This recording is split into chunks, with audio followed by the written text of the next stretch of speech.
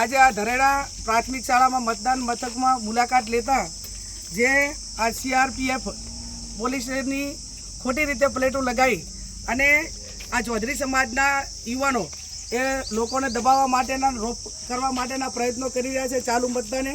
આ હાલ જ આપણે જે આ છોકરો જે સામે ઊભો છે એનું નામ છે પ્રકાશ ચૌધરી પાલનપુરનો, કે પાલનપુરને ના કાંઈ લેવા દેવા નથી, છતાં પણ આ ગામમાં આવીને મતદારોને દબાવી અને વોટિંગ ભાજપમાં કરવા માટે પ્રેરિત કરી રહ્યા છે।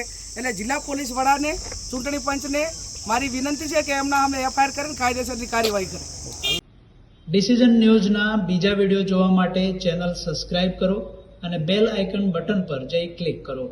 સ્વતંત્ર અને આઝાદ પત્રકારત્વની મદદ કરવા નીચે આપેલા થેન્ક્સ બટન પર જઈ ક્લિક કરો। મદદની કિંમત નિશ્ચિત કરો અને ડિસિઝન ન્યૂઝની આ સફરમાં અમારા સાથી બનો।